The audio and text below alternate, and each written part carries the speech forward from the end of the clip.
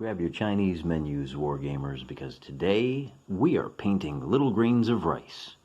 Of course, I'm joking. We're actually painting 2mm 7 Years War figures from the fine folks at Irregular Miniatures. I don't know how well this is going to work. It looks like my autofocus is doing a bang-up job, and let me begin by apologizing for the state of my hands. I am a hard-working fella and not a hand model, so you'll have to forgive the little inconveniences there. Take a look at these little guys. Today we're painting British, and as you can see, these guys are tiny, tiny, tiny. They hide behind my paintbrush. They're that small. But there is a little bit of detail in there. You can see their fine little tricorns. You can see their muskets. That's the little backslashes you see, and of course the flag. These are the foot ranks. I'm going to be putting 3 of these onto each base. And if we do just a quick census, you can see I went ahead and labeled these. The first thing that you want to do when you paint 2mm figures is go easy on the base coat. There's so little detail on here that if you do a nice heavy shellacking, you're going to lose a lot of it. You'll notice that you can actually make out the difference, even at this distance, between the mounted figures and the foot figures. The foot figures come in a block, the mounted, there's 2 sets, and you can actually see the difference here between the light cavalry and the heavy cavalry. Of course, the heavy cavalry have 8 figures, the light have 6, and the generals 2 or 3. Over here we have the artillery and a couple of skirmishers, a couple of light guys. I'm going to wind up putting 2 or 3 onto one of these bases. And just to give you an idea what we're hoping for, let me show you. I don't have these guys labeled yet, but once you get them on the tabletop, there's a great example of what the Russians look like. And here are the Austrians. And in the case of the Austrians, we're looking at simple line foot, and likewise the same thing for the Russians. At this scale, if you want to show large infantry, they're going to look like that. And you can see right away the difference between line infantry, heavy infantry. It's very easy to tell which of these brigades belongs to the Austrians and which to the Russians. So we're going to shoot for this level of painting. If we come in nice and tight on this, then you'll see up close it almost looks like a Jackson Pollock painting with boy, I don't even know, they've got darker pants, yellow coats, and the flags are I just whatever I made up, just a little splash of blue and a little splash or black, red and white, just to make those flags jump out a little more. White hats, yellow coats, that's really all you need to do. Looking at the backside here, you can see likewise, oh, they've got white pants. There you go. Simple basing, so our British fellas are going to look like this, but we're going to use a nice bold and bright color. And over here I have my laptop set up. I'm not going to show it to you because I like this setup. I'm not even convinced it's going to work. But the point being, these are ostensibly historical figures. I want to make sure I get the colors right. And so it looks like the red coats, we're going to be using the predominant color of, let me just double check. Oh yeah, red.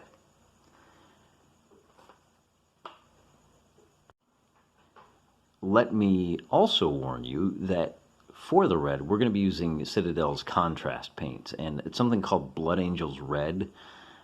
I've never used contrast paints before. I have used the shade, it's an ink wash basically, a lot, but I've never actually used the contrast paints. I couldn't find contrast paint in the kind of red, I couldn't find a wash in the red that I was looking for. So, if your first plan never survives contact with the enemy, that's why you always have a backup plan and a backup to your backup. And you can see I haven't even cracked the seal on this yet, so let's do that now. We're going to be a little more careful than usual because it is the first time. And if I'm doing these contrasts right, now I watched a couple of videos on this and it basically looks like a thicker ink. This is not a how-to video, by the way. This is a how the heck do I video. I'm not doing this right with the contrast paints, go ahead and let me know in the comments. I am learning by doing, and if it just doesn't work out well at all, c'est la vie. We'll just have to try again. Regular tongue depressor, that's all we use. And we're going to start with the easiest bases that we have available, and that means our big block troops.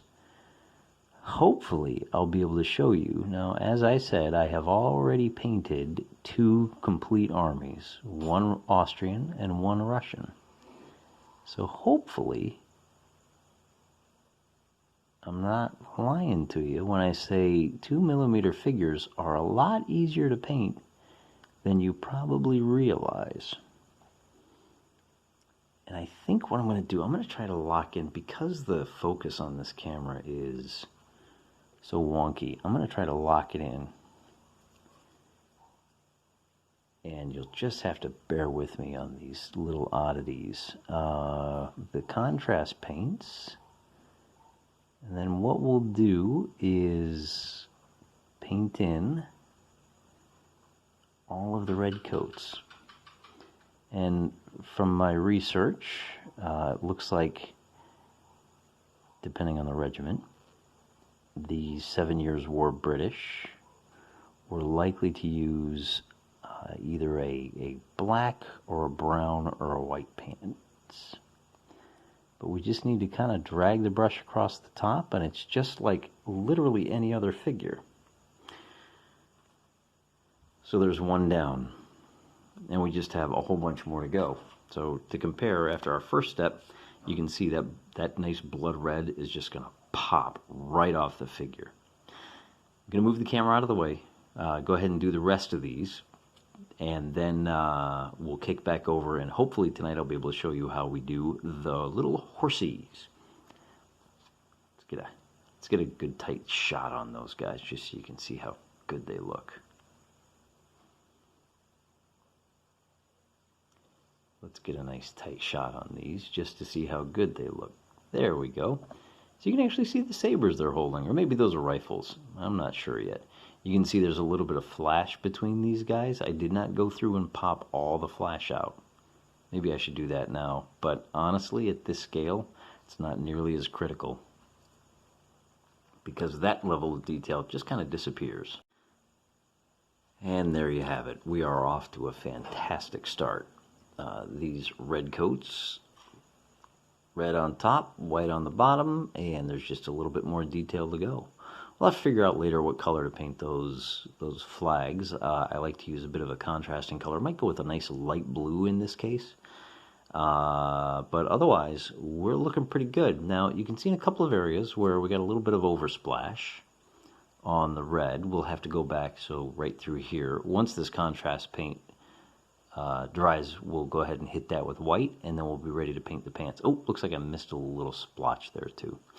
And then simple dry brushing, man. When you're done, all these little hats just get dry brushed across with a nice dark black, and maybe white with a little, and you can, one other thing you can do, if you want to have that white piping around the tricorns, you can dry brush a little bit heavy with white, and then come back and just give it a little bit of kiss with a black, and then you'll have a white outline with a black hat. And yeah, when you look at it like this, it's not going to look very good at all.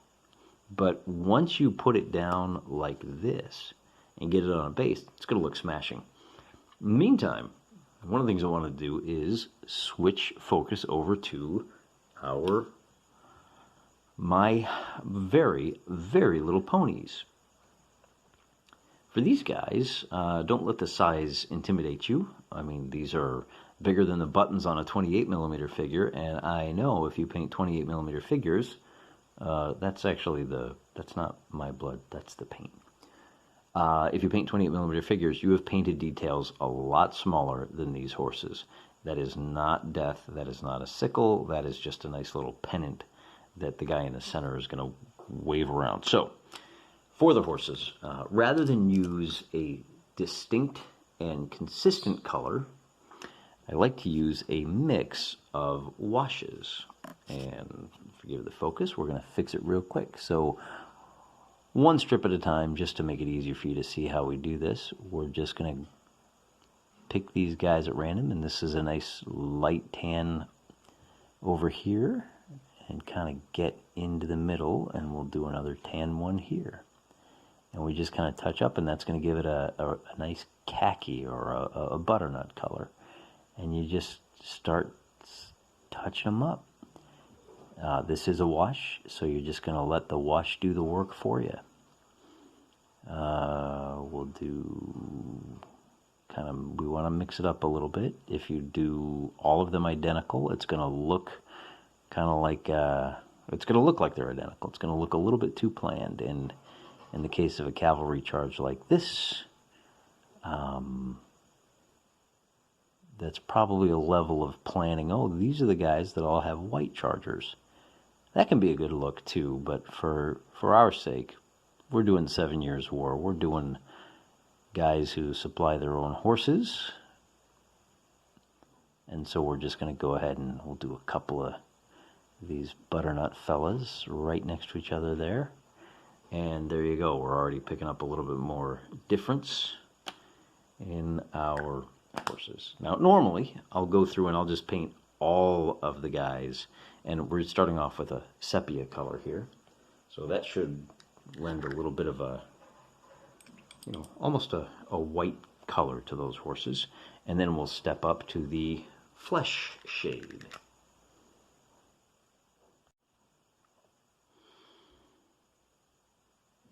And after we do the flesh, we're going to hit with Agrax Earthshade, and I've got Null Oil for those dark stallions. Keeping it random. You can see, probably a little bit too much there, but that's okay. I got a lot of horses to do here, so we'll pick up the oversplash and use it all up eventually. Remember, as the great man said in The Joy of Painting, that there are no accidents. Well, there are accidents, but every accident is an opportunity to try something else.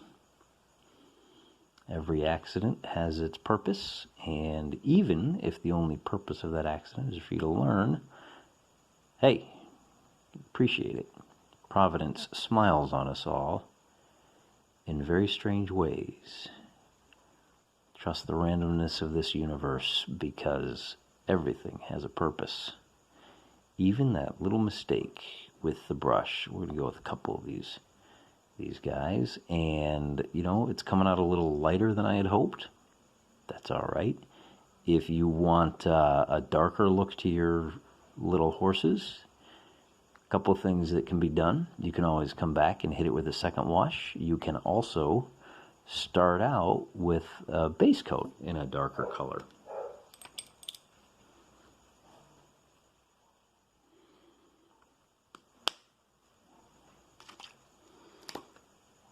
If you don't want to start out with the washes here, you can always use a base color, something like this, to darken everything up. That is a trail tan in the fine Ceramcoat tradition. I tend to buy the cheaper paints so that I've got more money left in my pocket for things like 2mm miniatures. And we'll touch that up. If you go that route with a darker, you can use 2 or 3 different color browns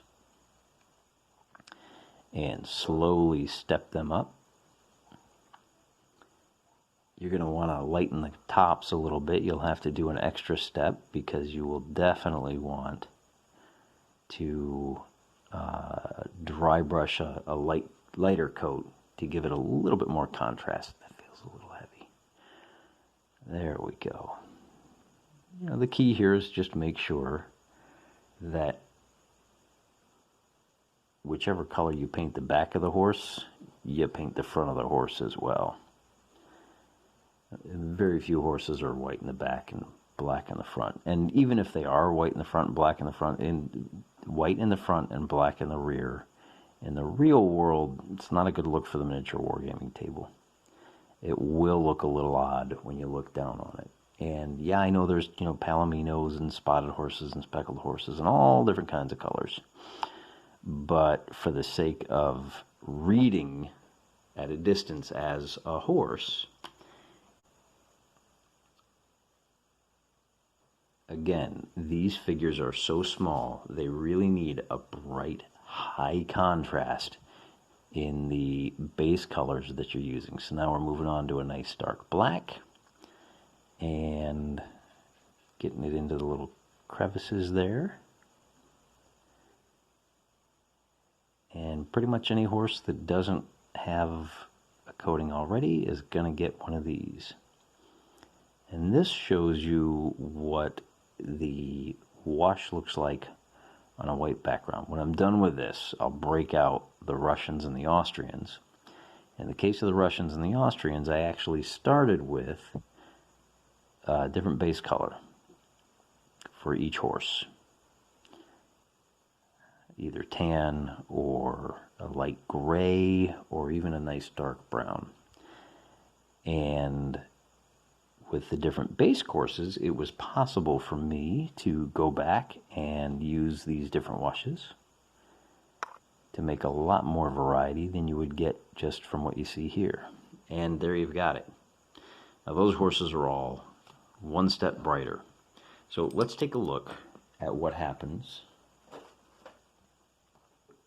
when you use different base coats. Again, here's our Russians. This is a heavy cavalry unit, and it looks a little something like this. As you can see, it almost looks like they've got forehead markings. That's because when I was done with the colors and so I used different base colors, and then I just hit it all with a brown wash. And that was all I had to do. Then, because the brown wash made everything so dark, I hit it with a nice light tan dry brush across the top, and it really gives these horses it kind of makes the manes pop out, and likewise the tails pop out a little bit more. So we'll focus in there, and with the green riders, the green coated riders on top there, you really get a sense of 24 horses there. This one little figure has 24 horses. Now that begins to look like a proper brigade or division of cavalry. As you can see, the colors are a little darker here. Our Brits are going to have a brighter color horse, and I'm doing that on purpose. Now I'm going to go back and I'm going to hit each one of these with a second wash to darken them up just one more step, and then I'll have to go through and dry brush white over the uniforms and then hit them with that same red. I want the uniforms here to match the uniforms of the foot. If the cavalry uniforms match the foot uniforms, it's going to tie this whole thing together really well. I'm going to wind up doing the same thing with the cannons, and one thing that I don't know yet is with these cannons, on the Austrians, my first unit, I went with just a regular brown. And then for the Russians, I realized, wait a minute, these carriages, is it caissons? I think this is caissons. I can never remember whether the gun mounting is the caisson or the ammunition cart. Either way, well, why am I explaining when I could just show you? And I can reach right over here and grab my cannons. There you go. So there you go. Here's what it looks like when all is said and done. Now, the gray here, these nice rocks, are just larger grains of sand in the basing. So here you can see we've got more of a red color. And here is the Austrians. So the Austrian uniforms kind of pop out a little bit more. A little bush on that one. And just a nice light tan for the gun carriages and a darker brown over here. This is more of a reddish. So I don't know what color I'm going to use for the Brits, but I do know that I'll try to be as historically accurate as possible. And of course, I'm really gaming the, quote, black powder era. Horse, foot, and guns. That's what I'm looking forward to playing. These armies are going to be used for who knows what. it could be the range of years that they cover could be anywhere from 100 to 150 years. And if you think that I'm going to let a little thing like the wrong color buttons stop me, then, well, think again, because I am not. However, at the same time, when I show these figures to the hardcore guys, the guys who model one battle at a time, and who pay very close attention to things like button colors and how many buttons are on the uniform, and when they approach me and say, you know, you said that this battle is from the late 1700s, but you know, by then they had stopped using X, Y, or Z, kind of cannons, and they'd moved on to something else. My response is not going to be defensive in nature. I'm going to say, oh, well, that's interesting. Thank you for bringing that to my attention. I now know something that I didn't know before. I'll take it in the spirit that it was given. Some people find those guys very annoying. They're know-it-alls, and they just want to poo-poo what you do, and they just want to prove that they're better than you. Well, maybe they do, but you know what? That doesn't mean that they're wrong, and it doesn't mean that they're necessarily bad people. Yeah, they can be trying from time to time, but they are a part of this hobby. And learning how to deal with people like that is part of life in general. Not everybody is as good at wargaming as you are. And the people that aren't as good at it deserve your help in getting better. One thing you might do to the guys that are a little too aggressive in helping you fix what you don't think is broke is just take them aside and say, you know, you're not doing anyone any favors. You should probably start to ask people, hey, do you mind if I give you some advice on those uniforms? You know, a little gentle correction. Pull them aside. Remind them that different people wargame for different reasons, and that, I mean, you know, when you start researching this stuff, you find that, like, well, heck, look at World War II, right? There's a big difference between early war and late war. When you look at what's sold, they have to say, you know, these are early war British, these are late war British. Well, what if you're just a World War II gamer, and sometimes you want to play out a battle of, you know, against the Desert Fox? Maybe you want to do some Africa Corps, and maybe sometimes you want to do European. Late war, hey, it's D-Day, it's post D-Day, we're going to do Market Garden.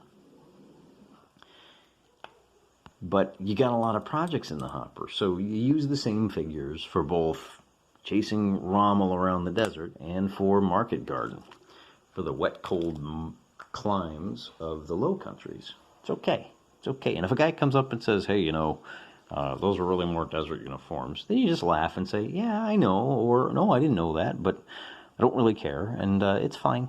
It's fine. You know, you're going to help them. Return the favors, I guess what I'm getting at here. Help them understand that there's a lot of different ways to wargame, and, you know, it's a big hobby. There's room for all different kinds of wargamers. I wouldn't say there's room for everyone. I mean, you at least have to be interested in wargaming to jump into this hobby, right? If you're not interested in painting figures, if you're not interested in rolling dice, then maybe, just maybe, this hobby isn't for you. And, you know, if you stride in and start making a bunch of demands, don't be surprised if you get a little bit of pushback from people that have been doing it for 30, 40 years. You know, there's a lot of things we do, a lot of problems that we solved a long time ago, that if you weren't here back in the day, or if you haven't really thought about the hobby as much, your, quote, solutions are only going to make things worse. So, you know, a little humility on the part of the newcomers would be just as welcome as a little bit of humility on the part of the old grognards. Grognards, if you must. And the last thing we got to do is slap that second coat of black onto these nice gray mares.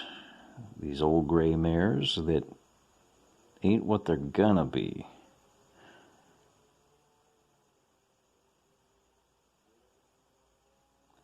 If you forget which tone you used for any given horse, it's not the end of the world if you change your mind and put a second coat on to a different color. The brown and the black will add a little more variety to your horses and darken things up, and it'll still look pretty darn good. So there you go. Look how different those guys look.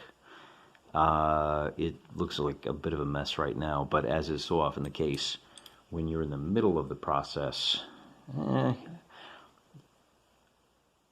wonder if you're the same way as I am. When I'm painting these figures, I always think they look absolutely terrible until that last step. These guys, I couldn't tell. Right? These crazy Austrians here, I couldn't tell until I got the sand down, I got the green on, and I got not just the green on, but I also got this, as you can see, this is highlighted with a couple of different colors. It's a green base with a light green wash and then a little bit of yellow to really make that grass pop. I think you can see it pretty good there. And until I hit that moment, I didn't know if these Russians were going to turn out. But once I got the yellow on, they felt done, you know?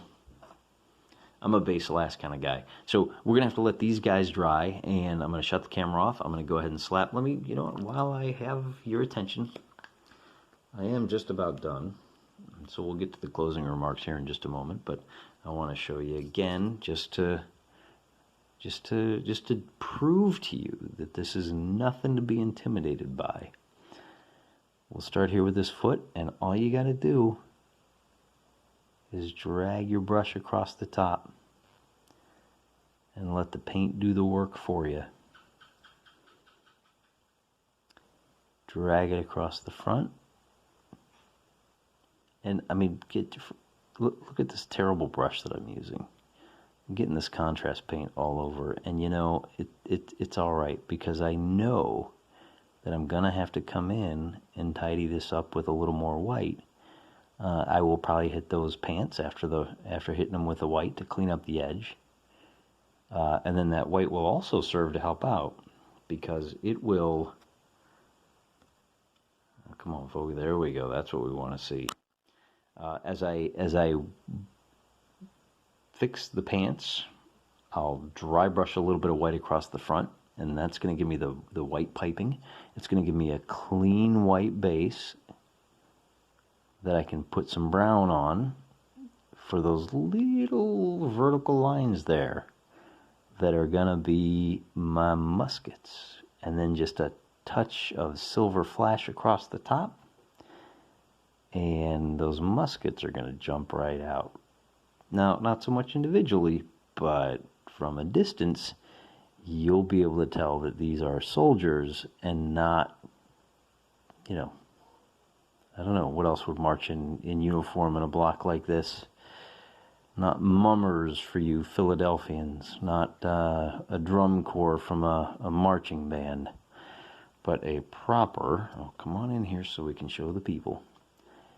And you just need a steady hand, as with all miniatures.